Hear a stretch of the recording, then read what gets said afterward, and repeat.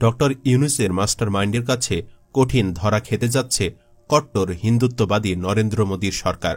ভারতকে কোণঠাসা করে নিজেদের সমস্ত দাবি দেওয়া আদায়ের জন্য ইন্দোনেশিয়া, মালয়েশিয়া, সিঙ্গাপুর ও থাইল্যান্ডের মতো শক্তিশালী 10টি রাষ্ট্রের সাথে যুক্ত হতে যাচ্ছে বাংলাদেশ। যেসব দেশ ইতোপূর্বে বাংলাদেশের মতো কোনো না কোনো ইস্যু নিয়ে ভারতের সাথে ঝামেলায় জড়িয়েছিল, এমনকি তারা ভারতকে চাপে ফেলে নিজেদের দাবি দেওয়া আদায় করতে পেরেছে। তাহলে এবার কি ইউনূস সরকার তিস্তা চুক্তিসহ ভারতের থেকে নিজেদের সমস্ত দাবি দেওয়া আদায় করে নিতে পারবে?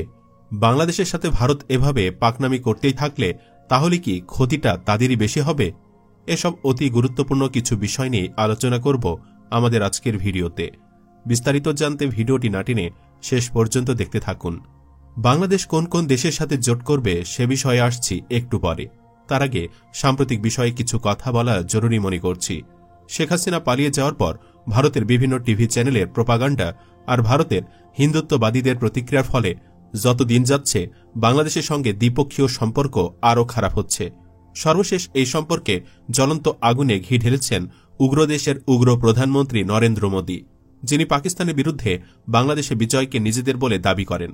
ভূ রাজনৈতিক দিক থেকে ভারত বাংলাদেশের চেয়ে অনেক বড় হওয়ায় সাধারণত ক্ষতি হওয়ার কথা ছোট দেশের, কিন্তু ভারত যেভাবে একমুখী বাংলাদেশ থেকে সুবিধা নিয়ে গেছে তাতে সম্পর্কের এই টানাপোড়েনে ক্ষতি হবে ভারতেরই। বাংলাদেশ যদি ভারতের সাথে আপোষ না করে এই আগ্রাসী ভাব ধরে রাখে তাহলে দেশ স্বনির্ভরতার পথে এক ধাপ এগিয়ে যেতে পারে। খারাপ সম্পর্কের কারণে ভারতের কোন কোন দিক থেকে ক্ষতি সে বিষয়ে কিছু কথা বলবো। প্রথমে দেখি বাণিজ্য।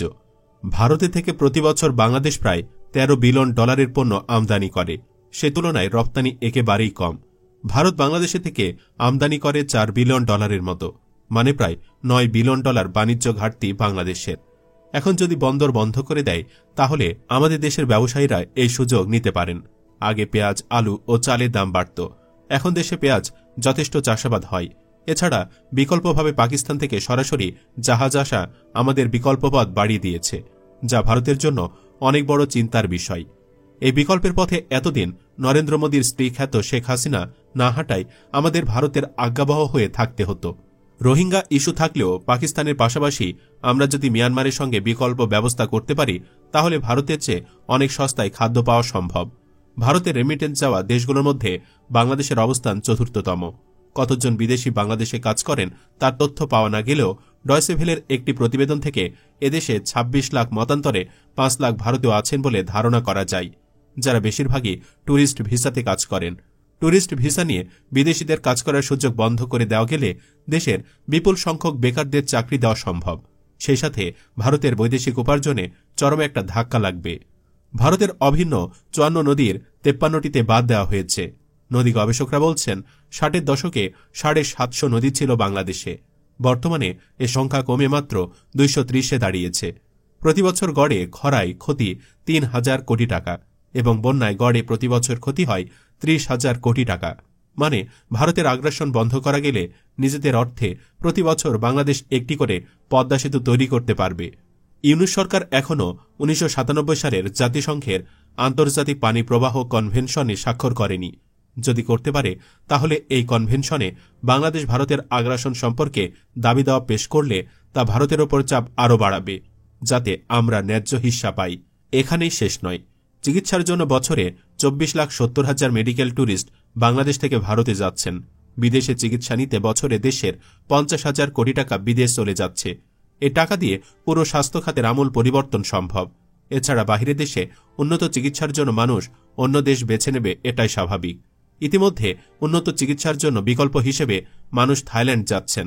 মানে ভারত এখন প্রতি বছর অন্তত ৩০,০০০ কোটি টাকার লোকসান গুনবে। এছাড়াও ২০০০ থেকে ২০২০ সাল পর্যন্ত ১,২৩৬ জন প্রাণ হারিয়েছে ভারতের বিএসএফ এর হাতে। আহত হয়েছেন ১,১৪৫ জন, যা আন্তর্জাতিক অপরাধ আদালতের রোম সংবিধির অনুচ্ছেদ ৭, জাতিসংঘের মৌলিক নীতি জেনেভা কনভেনশন ৪-এর ৩ অনুচ্ছেদ অনুসারে আন্তর্জাতিক আইনের লঙ্ঘন। বাংলাদেশ যদি এখন এ ব্যাপারে আন্তর্জাতিক আদালতে বিচার চায় তাহলে এখানেও ক্ষতি ভারতের। মানে ভারত বাংলাদেশের সাথে পাকনামি করলে পদে পদে বিপদ তাদের। এছাড়াও বাংলাদেশ থেকে ভারতে যত পর্যটক যান তার মধ্যে সব থেকে বেশি যান বাংলাদেশ থেকে, যা মোট পর্যটকের ২১%। এই খাত থেকে ভারতের আয় 17 বিলিয়নের মতো। তাহলে বুঝতেই পারছেন আমরা তাদের অর্থনীতিতে কি পরিমাণ অবদান রাখছি। মানে বাংলাদেশ নয়, ভারতই আমাদের ওপর নির্ভরশীল। পশ্চিমবঙ্গের রাজধানী কলকাতার মার্কুইস স্ট্রিটকে বলা হয়ে থাকে মিনি বাংলাদেশ। ওই এলাকার রাস্তা ও অলিগলি বাংলাদেশি ট্যুরিস্ট, ক্রেতা ও ব্যবসায়ীদের ভিড় লেগেই থাকে। এখন সেসব রাস্তা ও অলিগলি ফাঁকা পড়ে আছে। কলকাতার নিউ মার্কেটের ব্যবসায়ীরা বাংলাদেশি ক্রেতাদের দিকে তাকিয়ে থাকেন। এখন বাংলাদেশি ক্রেতাও নেই, তাদের ব্যবসাও নেই, পথে বসার উপক্রম তাদের। শুধু দোকানদার বা ব্যবসায়ীরা নয়, সেখানকার হোটেল মালিক, হকার, খাবারের দোকানদার, ক্যাব চালক সবার আয় উপার্জনে লাল বাতি জ্বলছে। বাংলাদেশিদের ভিসা বন্ধ করে দিয়ে উল্টো ভারতীয় নাগরিকদেরই বিপদে ফেলে দিয়েছে ভারত। এসব খবরাখবর ভারতের মিডিয়া থেকেই আমরা পাচ্ছি। তা থেকে আমরা জানছি বাংলাদেশি ক্রেতার অভাবে কয়দিন পর না খেয়ে মরতে হবে কলকাতার ব্যবসায়ী সহ সেখানকার বিভিন্ন পেশার মানুষকে। এখন আসি এদেশের সঙ্গে যেসব অন্যায় চুক্তি হয়েছে সেখানে। এখন পর্যন্ত বাংলাদেশ ভারতের মধ্যে 3টি লাইন অফ ক্রেডিট বা LOC চুক্তি হয়েছে। ভারত বাংলাদেশকে মোট $736 কোটি ঋণ দেবে বলে চুক্তিবদ্ধ হয়। কিন্তু এখন পর্যন্ত ঋণ ছাড় হয়েছে $184 কোটি, যে অর্থ দিয়ে আবার কাজ করাতে হবে ভারতীয় কোম্পানি দিয়েই। আর তারা সেসব প্রজেক্টে টাকা দিচ্ছে যা দিয়ে তারা বাংলাদেশের ওপর দিয়ে 7 রাজ্যে ট্রানজিট বা বিদ্যুৎ নিয়ে যেতে পারে। আসল সুবিধাভোগী ছিল ভারতই। ভারত ট্রানজিট নিচ্ছে নামমাত্র মূল্যে, সেটা সড়ক, নৌপথ বা চট্টগ্রাম এবং মংলা পোর্ট ব্যবহার করে। এসব দেশবিরোধী চুক্তি বাতিল হবার পথে, মানে এখানেও ভারতের ক্ষতি। এছাড়া যে আদানির সঙ্গে চুক্তি, রামপাল, এগুলো আমলে নেওয়ার সময় হয়েছে। আদানির সঙ্গে যে চুক্তি করেছে ফ্যাসিস্ট আওয়ামী সরকার, সেখানে কোনো চুক্তি বাতিলের অপশন নেই। এছাড়া অপ্রকাশিত আরও চুক্তি আছে বলে মানুষের বিশ্বাস, এবং এইসব চুক্তি প্রকাশ্যে আনার জন্য মানুষ চাপ প্রয়োগ করছে। হাসিনা একবার বলেছিলেন, ভারতকে আমি যা দিয়েছি সারা জীবন মনে রাখতে হবে। একথাই প্রমাণ করে গোপন আর দেশবিরোধী চুক্তি আছে। এসব চুক্তি যেসব দেশবিরোধীর মাধ্যমে হয়েছে তাদেরও আইনের আওতায় আনা উচিত। শুধু রাজনীতিবিদেরা নন, সরকারি আমলারাও সমানভাবেই দায়ী। মানে এটা যদি কার্যকর হয় এখানেও চাপ পড়বে বাংলাদেশ।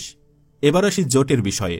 ভারতের আগ্রাসন থেকে বাঁচতে হলে আমাদের দক্ষিণ এশীয় আঞ্চলিক সহযোগিতা সংস্থা সার্ক পুনরুদ্ধার করতে হবে, যা নিয়ে কাজ শুরু হয়ে গেছে ইতোমধ্যে। এছাড়াও দক্ষিণ পূর্ব এশিয়ার দেশগুলি নিয়ে গঠিত আসিয়ানে যোগ দেওয়ার জন্য আপ্রাণ চেষ্টা করতে হবে। ইতোমধ্যে যুক্ত হতে আসিয়ানের 10 সদস্য রাষ্ট্র অর্থাৎ Indonesia, Malaysia, Philippines, Singapore, Thailand, Brunei, Cambodia, Laos, Myanmar এবং ভিয়েতনামের সাথে যোগাযোগ শুরু হয়ে গেছে। মালয়েশিয়া এবং থাইল্যান্ড অনুমতি দিয়েও দিয়েছে।